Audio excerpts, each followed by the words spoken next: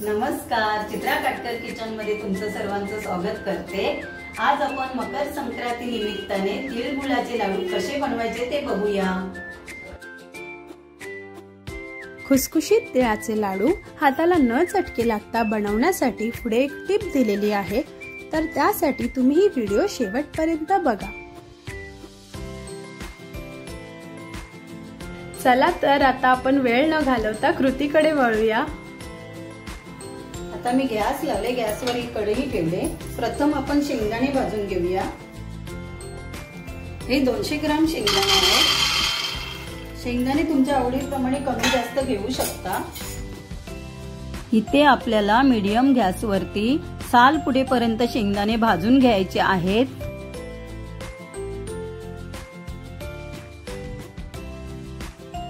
हे शेंगदाणे 5 ते 6 मिनिटं भाजून झालेले आहेत। आता त्यांची साल फुटायला लागले आणि ते कुठेही करपलेत नाहीत। आता हे शेंगदाणे आपण ताटात काढून थंड करून साल काढून घेऊया। इथे तुम्ही बघू शकता शेंगदाणे खूप छान भाजून झालेले आहेत, कुठेही करपलेले नाही आहेत। इथे आता आपण हे शेंगदाणे कुटून घेऊया। हे शेंगदाणे मी माझ्या लसूण चेचायच्या दगडाने ठेसून घेतलेत, तर तुम्ही लाटणीने किंवा खलबत्त्यामध्ये सुद्धा चेचून घेऊ शकता। अशा प्रकारे आपले शेंगदाणे कुटून झालेले आहेत। असे छान दाणे दाणे कुटून झालेत। आपण मिक्सरला लावले तर ते खूप बारीक कूट होतं शेंगदाण्यांचा। इथे मी शेंगदाणे भाजलेल्याच कढईमध्ये आता तीळ भाजायला घेते। तर हे सफेद तीळ मी घेतलेत अर्धा किलो, पण हे मी 2 वेळा भाजणार आहे कारण माझी कढई छोटी आहे।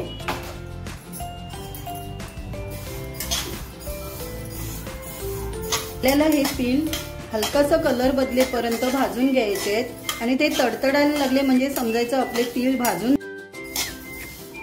इथे आपले तीळ आता भाजून झालेत। हे जास्त पण भाजायचे नाही, नाहीतर ते कडू लागतात।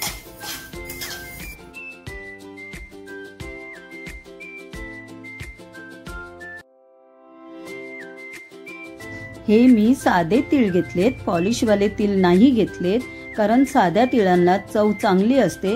शक्यतो आपण साधे तीळच वापरावेत।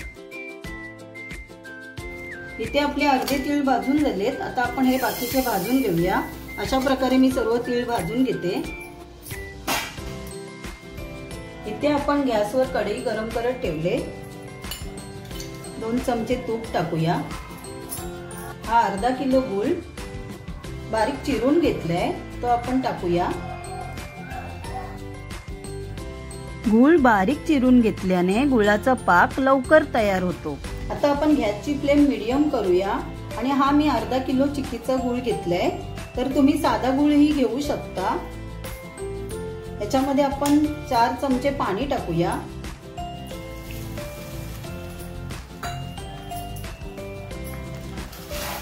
पाणी टाकल्याने गुळाचा पाक तयार होईपर्यंत गूळ एकदम करपत नाही।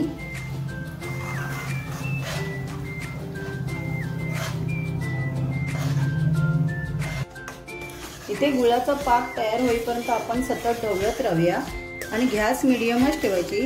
गॅसची फ्लेम कुठेही मोठी करायची नाही, नाहीतर त्याच्याने आपला पाक कडक होईल। आता आपला पाक तयार होत आलाय, गुळाचा रंगही बदललेला आहे। आपण पाक झालाय का बघूया। इथे आपण प्लेट मध्ये पाणी घेतलंय आणि हा पाक तयार झालाय की नाही कसं ओळखायचं ते बघूया। तर आपण हे थंड पाण्यामध्ये पाक टाकून घेऊया। प्लेट मध्ये पाक टाकल्यानंतर 2 मिनिटं थंड व्हायला द्यायचं आणि तो आपल्या हाताला चिटकत असेल तर समजायचं पाक तयार झालेला नाही। अशी आपली गोळी तयार झाली म्हणजे आपला पाक तयार झालेला आहे। जास्त पण कडक करायचं नाही, त्याच्याने लाडू खूप कडक होतील। आता आपण गॅस बंद करूया। आपण भाजून घेतलेले तीळ घालूया।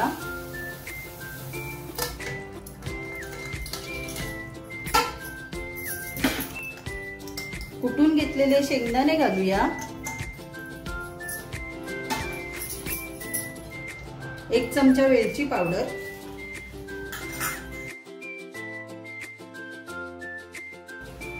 आता हे मिश्रण सर्व आपण एकजीव करून घेऊया।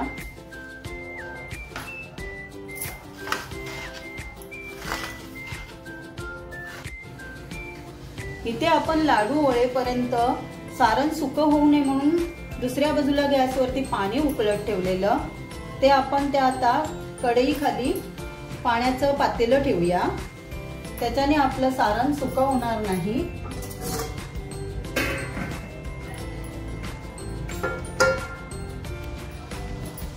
आपण ताटाला आता तूप लावून घेऊया, तुम्ही तुपाऐवजी तेलही लावू शकता।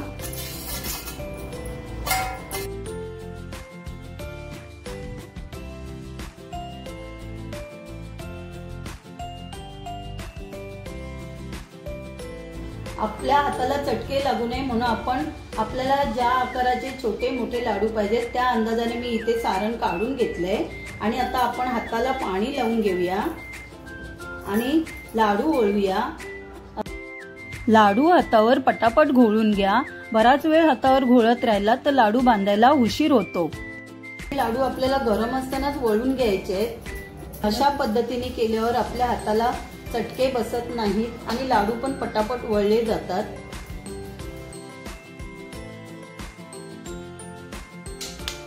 अशा प्रकारे मी आता सर्व लाडू बनवून घेते।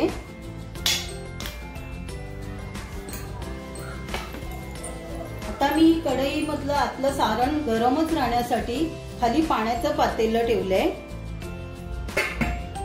त्या पातेल्यातल्या वाफेमुळे हे वरचं सारण घट्ट होत नाही।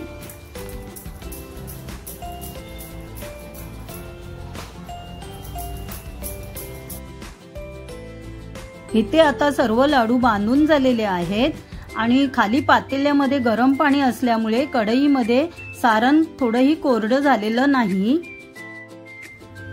त्यामुळे माझे हे लाडू फक्त अर्ध्या तासात बांधून झालेले आहेत। हे मी एकटीनेच बांधलेत। हे लाडू 125 ते 130 झालेले आहेत, तर तुम्ही पण नक्की करून बघा, तुम्हाला नक्कीच आवडतील।